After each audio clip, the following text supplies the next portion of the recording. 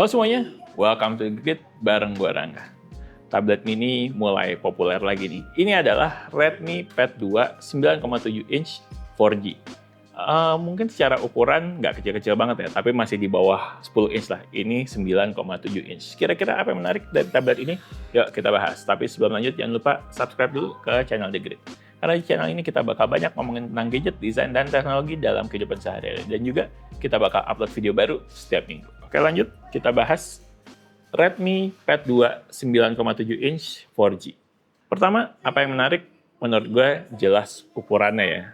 Sekarang udah mulai banyak nih tablet-tablet dengan ukuran di bawah 10 inch, mulai dari 8,7 inch, kemudian ini 9,7 inch. Jadi kategorinya masih termasuk tablet compact ya. Dulu gue sempat pakai juga beberapa tablet compact low end, contohnya adalah Samsung Galaxy Tab A9 sama Redmi Pad SE yang 8,7 inch. Nah, ini mungkin bisa dibilang penerusnya Redmi Pad SE yang 8,7 inch ya, tapi sekarang dia ukurannya ada di 9,7 inch. Terus kenapa tablet mini kayak gini menurut gue itu menyenangkan ya dalam tanda kutip? Yang pertama adalah karena ukurannya cukup portable, lebih besar dari smartphone tapi nggak sebesar tablet biasa, mudah dibawa-bawa, lebih gampang untuk dimasukin tas dan lain-lain. Sementara karena ini low end jadi ya harganya murah. Nah, ini fokus gue juga.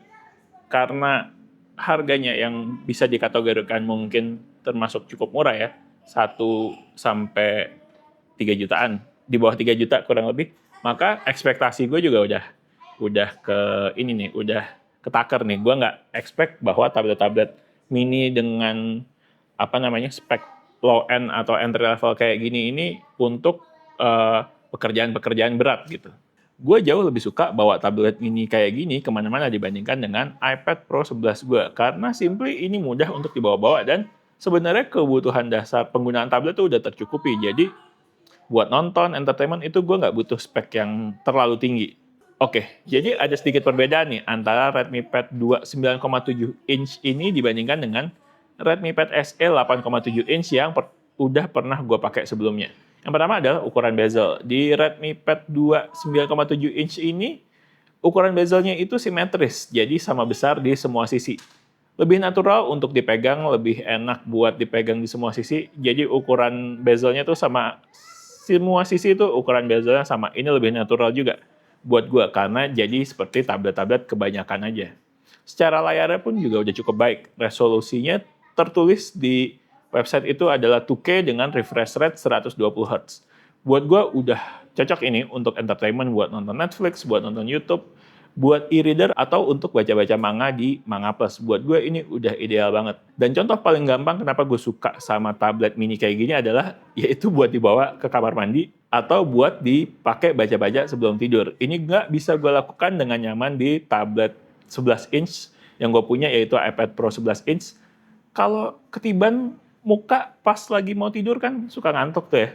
Lo angkat tablet lo, kadang suka jatuh ke muka dan itu sakit kalau pakai 11 inch. Ya tablet kecil sakit juga, tapi paling nggak terlalu berat lah, paling secara bobotnya gitu. Terus gimana untuk performanya? Nah, ini balik ke tadi gue awal udah bilang bahwa mungkin lo mesti ngatur ekspektasi lo untuk tablet-tablet mini entry level kayak gini. Karena ya dengan harganya maksimal di 3 jutaan gitu, jangan terlalu expect performanya atau spesifikasinya akan tinggi. Ini spesifikasinya bisa dibilang ya low end gitu ya. Ini pakai chipset Snapdragon 6S 4G Gen 2 yang katanya sebenarnya adalah rebranding dari chipset Snapdragon 685 yang banyak dipakai di HP-HP atau tablet-tablet entry level juga. Jadi secara performance emang ya so-so aja. Dan kelemahan yang kedua adalah RAM-nya. Kalau yang versi Redmi Pad 2 biasa yang layarnya 11 inch itu RAM-nya di 6 GB. Nah, di Redmi Pad 2 9,7 inch 4G ini diturunin jadi 4 GB dan menurut gue itu kurang banget ya secara prosesor plus RAM-nya sendiri cuma 4 GB. Menurut gue ya lo jangan expect apa-apa untuk performance dari tablet ini. Tapi kalau untuk sekedar entertainment, untuk nonton YouTube, untuk Netflixan, untuk buat tadi gue bilang baca manga, buat e-reader itu udah cukup. Cuman ya kalau ngegame mungkin masih bisa game-game ringan, jangan game-game yang berat. Sama entah kenapa gue udah nyoba pakai ini untuk buka thread atau buka X atau Twitter gitu. Sering banget kerasa nge-lag-nya, beratnya ngebuka aplikasi-aplikasi yang bahkan menurut gue aplikasi-aplikasi standar gitu ya. Thread, X, Twitter itu kan sebenarnya aplikasi-aplikasi yang basic gitu. Tapi ada kalanya mesti di-refresh dulu, mesti di-clear up semua dulu multitaskingnya.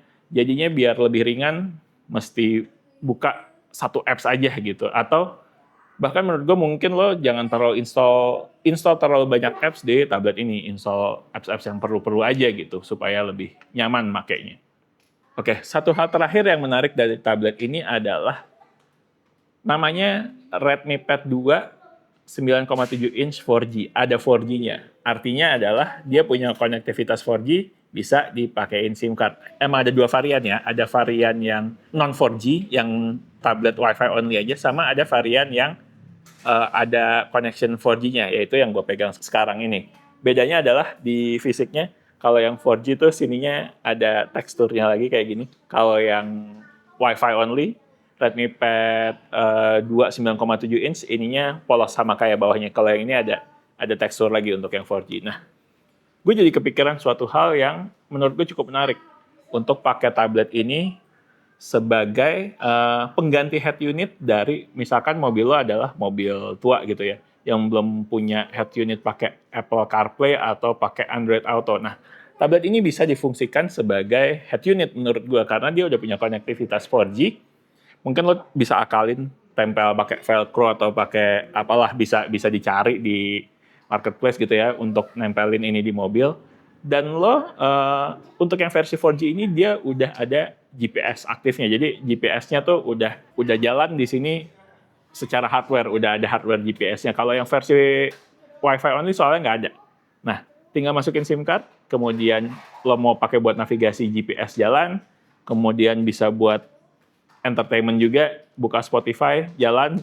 Bahkan ada beberapa apps seingat gue yang emang buat tampilannya itu kayak tampilan Android Auto atau untuk tampilan supaya mudah dioperasikan di mobil sambil jalan gitu. Jadinya emang ini menurut gue selain mungkin buat entertainment, buat main game kecil-kecil, fungsi yang menarik lagi dari tablet ini adalah bisa jadi head unit mobil yang mungkin mobil lo adalah mobil tua yang belum support Android Auto dan belum support Apple CarPlay. So, gimana?